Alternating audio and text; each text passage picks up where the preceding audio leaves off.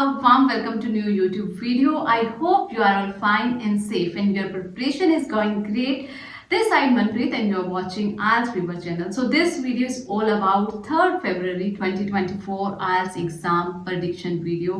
So अगर आपका है एग्जाम 3rd Feb को तो आपके लिए है आज की वीडियो, क्योंकि आज की वीडियो में हम सिर्फ आपको ना सिर्फ ये बताएंगे कि क्या क्या क्वेश्चन टाइप आने के चांसेस है, बल्कि किस तरह से आपको उन्हें सॉर्ट आउट करना है। सो चलिए स्टार्ट करते हैं हम लिसनिंग पार्ट से। बट यस, लिसनिंग पार्ट के प्रेडिक्शन करने से पहले मैं एक बात क्लियर कर दूं, prediction is always a prediction, सिर्फ एक गाइडलाइंस है जो आपको ये बताती है कि इस तरह के क्वेश्चन टाइप आने के चांसेस है। So most of the time वो करेक्ट जाती है, बट आपको टोटली प्रेडिक्शन पर डिपेंड होकर नहीं चलना है।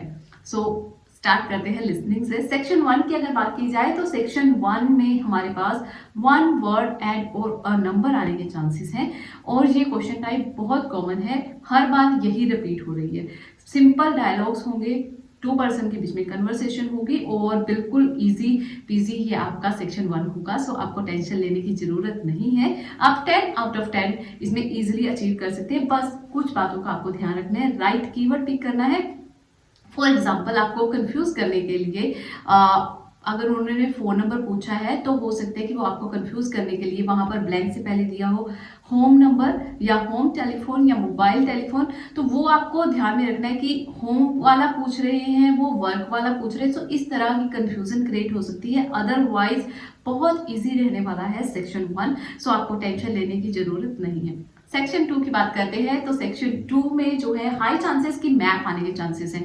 सो मैप की प्रिपरेशन आपको अच्छे से करनी है, और एडवाइस आपके लिए ये है कि मैप को जब भी आपको सॉल्व करना है, आपको अपनी पेंसिल का जो पॉइंटर है बिल्कुल पेपर पर इस तरह से रखना है कि जिस तरह से आपको सुने कि स्पीकर क्या बोल रहा है, उसी तरह से आपको पेंसिल या पेन का पॉइंटर जो है वो मूव करते जाना है। अगर उन्होंने बोला लेफ्ट तो आपको लेफ्ट की तरफ पेंसिल मूव करनी है, राइट बोला तो राइट की तरफ मूव करनी है।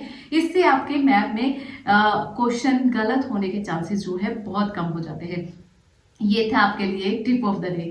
सो चलिए अब बात करते हैं कि और क्या क्वेश्चन टाइप आ सकते हैं। एक तो मैप आने के हाई चांसेस है, सेकंड आपके पास एमसीक्यूज आने के चांसेस है। एमसीक्यू चाहे वो सिंगल एमसीक्यू हो, चाहे वो डबल ऑप्शन एमसीक्यू हो, यानी कि आपको एक ही क्वेश्चन दिया हो और आपको 2 से 3 ऑप्शन जो है उसमें सिलेक्ट करनी हो सकती है, चाहे ये एमसीक्यू हो।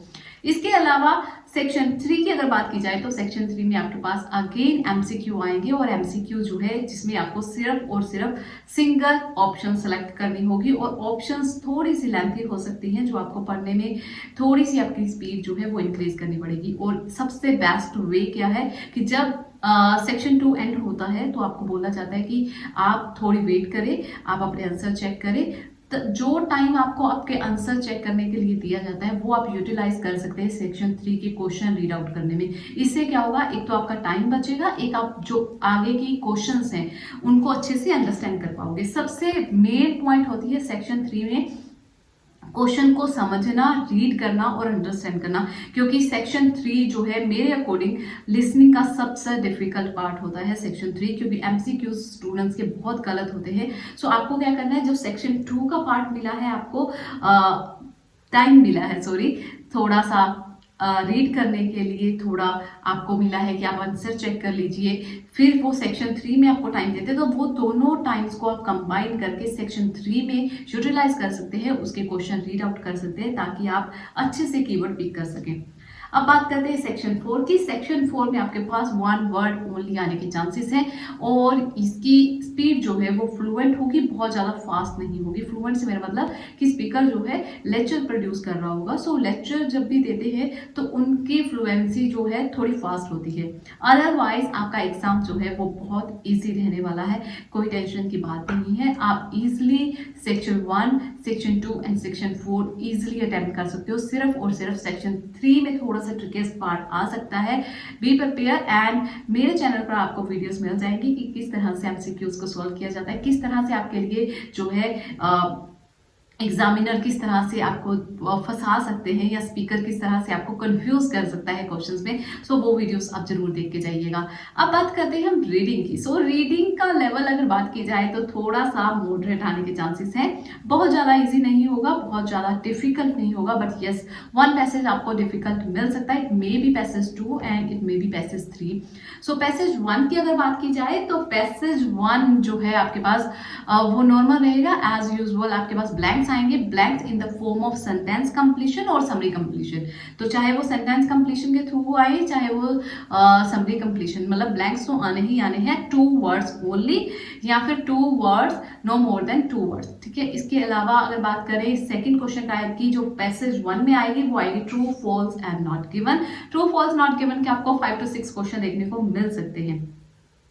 पैसेज 2 की अगर बात की जाए तो पैसेज 2 में अगेन जो टॉपिक हम बात करें कि क्वेश्चन टाइप हाई में है कि हाँ हाई चांसेस है आने के, वो है list of heading, MCQs and match the information and sometimes may be 1-2 question type आपको येस नो नॉट गिवन या फिर ट्रू फॉल्स नॉट गिवन का मिल सकता है। सो मॉडरेट कहने का मेरा मतलब यही कि अगर आपको कंफ्यूजन है ट्रू फॉल्स नॉट गिवन में तो हो सकता है कि 3rd Feb को आपको तीनों के 3 पैसेजेस में ट्रू फॉल्स या येस नो नॉट गिवन देखने को मिल जाए।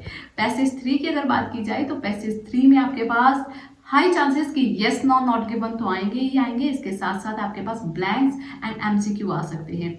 सो बी प्रिपेयर, क्या क्या क्वेश्चन टाइप्स आपको करनी है। ट्रू फॉल्स नॉट गिवन की आपको अच्छे से प्रैक्टिस कर ली चाहिए और कर ली होगी आपने।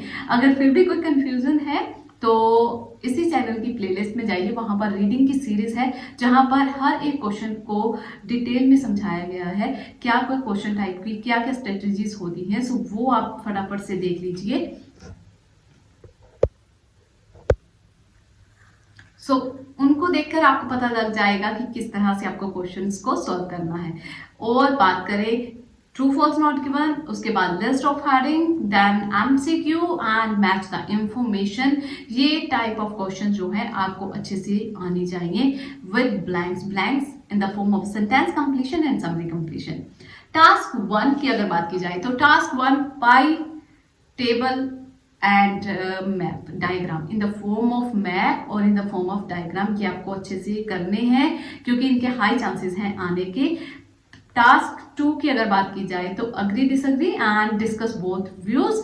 ये 2 टॉपिक तो हमेशा रहते ही हैं, फॉर एवर एज यूजुअल इनमें से आता ही आता है। 80% जो है एग्जाम में यही 2 टॉपिक जो है रिपीट होते हैं, agree disagree and discuss both view. But इसके अलावा आपको एडवांटेजेस आउटवेट डिसएडवांटेजेस वाला टॉपिक भी अच्छे से करके जाने हैं, यानी कि ये टाइप भी आपको करनी है। और किन किन टॉपिक्स में आने के चांसेस हैं, then crime, social issues, arts, employment, parents या चिल्ड्रन से रिलेटेड टॉपिक आ सकता है, एजुकेशन। ये 4-5 कैटेगरीज हैं जिनमें से टॉपिक आने के चांसेस हैं। So be ready, wish you all the very best for your exam. और अगर आपको किसी क्वेश्चन टाइप में कोई भी डाउट है या फिर आपको ये नहीं समझ आ रहा कि इस क्वेश्चंस को किस तरह से सॉल्व करना है, देन आप जो है कमेंट सेक्शन में लिख सकते हैं, क्योंकि आपके जो कमेंट्स हैं, जो आपके वैल्यूएबल फीडबैक है, वो हमारे लिए बहुत ज़रूरी है। कमेंट जरूर कीजिएगा। और यस, अगर आपने अभी तक सब्सक्राइब नहीं किया then please do it fast, subscribe कर दें, साथ ही बेल आइकन को प्रेस कर लो ताकि आपसे कोई भी अगली आने वाली वीडियो की नोटिफिकेशन मिस ना हो। Thank you for watching this video. Keep loving and keep supporting. Thanks a lot.